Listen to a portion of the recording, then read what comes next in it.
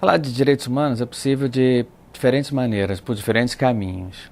É possível começar com uma apresentação, uma lista dos que hoje são reconhecidos como os principais direitos humanos.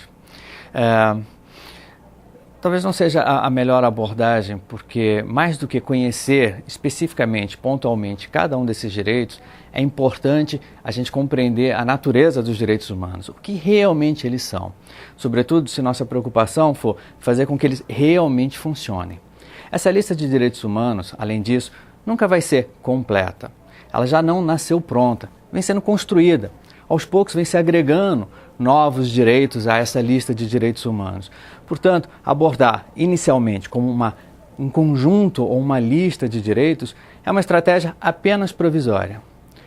A gente poderia selecionar esses diferentes direitos humanos ou poderíamos olhá-los para eles como compondo diferentes subconjuntos, até mesmo construídos historicamente. Primeiro, o que a gente pode dizer com a primeira geração ou os primeiros direitos a serem reconhecidos como direitos humanos são aqueles que dizem respeito às liberdades mais importantes que tornam possível a vida humana, a vida em sociedade. Direitos como, por exemplo, liberdade de ir e vir, liberdade de pensamento, liberdade de expressão e um conjunto de outros que a gente denomina de direitos civis. São os primeiros a surgir, são os primeiros a serem reconhecidos como direitos importantes.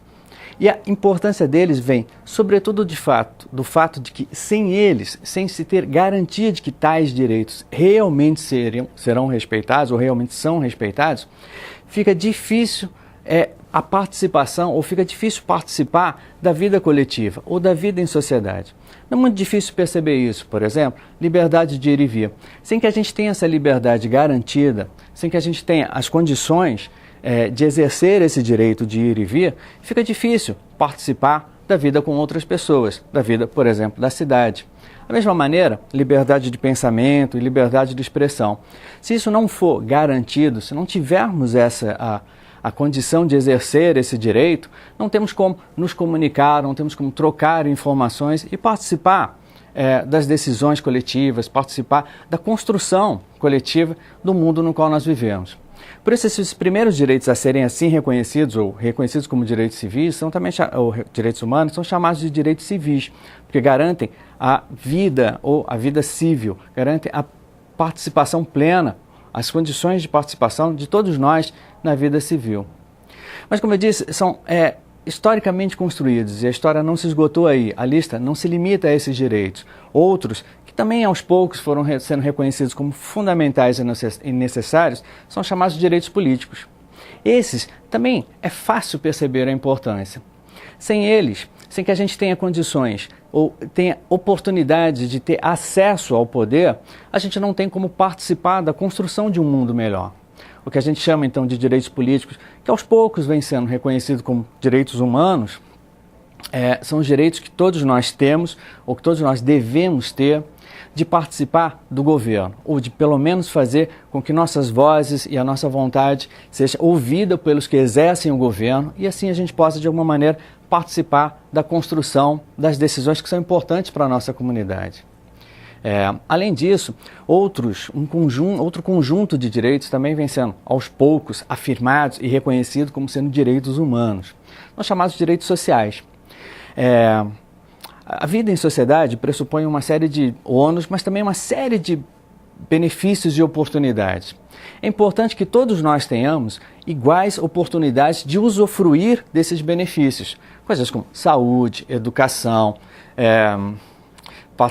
uma vida digna, uma vida minimamente em condições de dignidade, tudo isso também aos poucos passa a ser reconhecido como um direito de todos nós. A oportunidade que nós que nós devemos ter garantidas de ter acesso a esse benefício, ou esses benefícios da vida em sociedade. A gente vai chamar esses direitos de direitos sociais.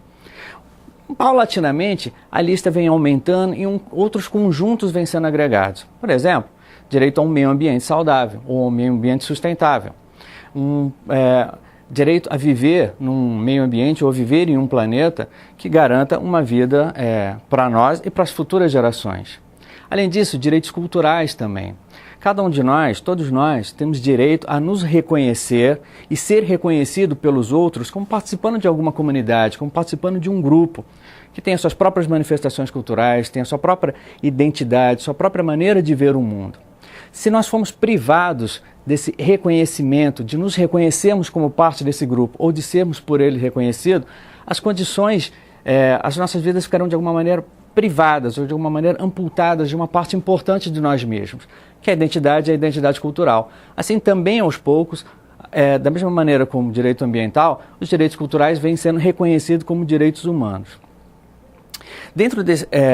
Dados esses eixos, ou dados esses conjuntos de direitos, essas grandes áreas dentro das quais existem muitos dos chamados direitos humanos, a gente poderia fazer uma lista significativa, uma lista gigantesca. Como eu disse antes, não exaustiva. Nada garante que a gente não vá, e aliás, a gente deve buscar sempre agregar novos direitos a esses que são hoje considerados importantes. Mas a gente poderia até fazer essa lista. Eu apenas deixo como sugestão que cada um procure conhecer quais são hoje os direitos humanos, porque para mim é interessante nesse momento ressaltar que mais importante do que listarmos esses direitos é compreender a sua natureza, é compreender o que eles têm de tão importantes, de tão fundamentais, que mereçam ser tratados de uma maneira tão especial e mereçam ser reconhecidos como uma parte importante da vida política e social do mundo inteiro nos dias de hoje. Para poder entender não só o que são os direitos humanos, ou quais são os direitos humanos, mas quais são suas especificidades, é importante a gente olhar para o passado, é importante a gente olhar para como isso vem sendo construído muito lentamente. Se a gente olha isso, a gente vê alguns momentos de destaque. A Revolução Inglesa, a Revolução Francesa, a Independência Americana, são momentos importantes em que esses direitos foram afirmados e inclusive foram tratados, emergiram desses momentos como garantias formais de que eles serão perseguidos e serão cumpridos pelo Estado e pela sociedade. Agora, se a gente olha esses e vários outros momentos semelhantes, uma coisa se destaca: são sempre momentos de luta. A busca desses direitos é sempre uma conquista em que alguém, uma parte da população, grupos sociais, ou mesmo a população como um todo, contra o Estado, reivindica, exige esse tipo de direito e esse tipo de proteção. Se a gente presta atenção nisso, a gente vai ver que direitos humanos são sempre alguma coisa conquistada, sempre buscada contra alguém, o Estado ou contra violadores de direitos humanos. O que isso faz? Isso chama a atenção para que esses direitos, para que funcionem, para que eles realmente sejam efetivados, eles têm de ser garantidos a todo mundo, a todas as pessoas. Esses momentos de luta sinalizam para a gente que se alguns possuem esses direitos, mas o restante da população, ou mesmo um pequeno grupo da população, não possui os mesmos direitos, o que a gente tem é uma condição de desigualdade. O que esses momentos históricos sinalizaram de importante é que sempre que houver desigualdade e a gente perceber que grupos têm alguma garantia que outros não têm, seja garantia à vida, inviolabilidade física, liberdade de pensamento, qualquer uma dessas que eu tenha listado antes.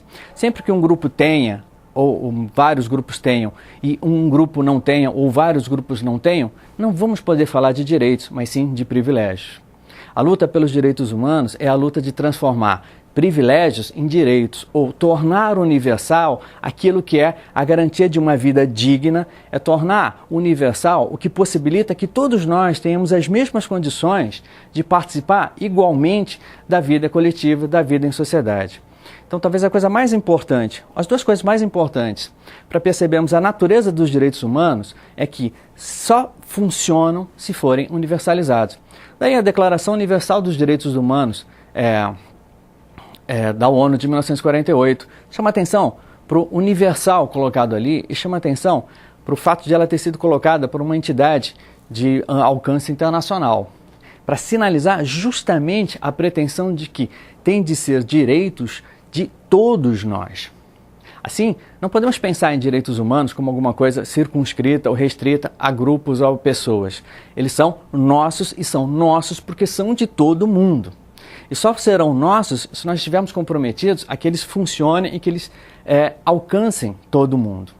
A segunda coisa importante para se compreender a verdadeira natureza dos direitos humanos é compreender as condições para o seu funcionamento efetivo é que não se pode falar de um ou outro de forma isolada. Eles são interconectados, interdependentes e só funcionam se vierem articulados uns aos outros. Assim, portanto, como não podemos falar de direitos humanos restritos a um grupo ou a um conjunto de grupos, não podemos falar de direitos humanos circunscritos a um tema ou a outro tema. Não podemos falar de direitos civis se não tivermos também direitos políticos. Não vão funcionar bem. Não podemos falar de uma proteção efetiva ao meio ambiente como um direito de todos nós se não tivermos os direitos políticos que garantem que nós tenhamos condições de participar das decisões do governo que efetivem essa proteção ao meio ambiente. Não podemos falar de direito cultural ou de direito à identidade cultural da mesma maneira se não tivermos condições de usufruir de todos os benefícios da vida coletiva em termos de saúde, de educação ou de condições dignas de moradia, de trabalho, de existência. Assim, eu acho que são as coisas mais importantes para serem destacadas se realmente quisermos compreender o que são os direitos humanos.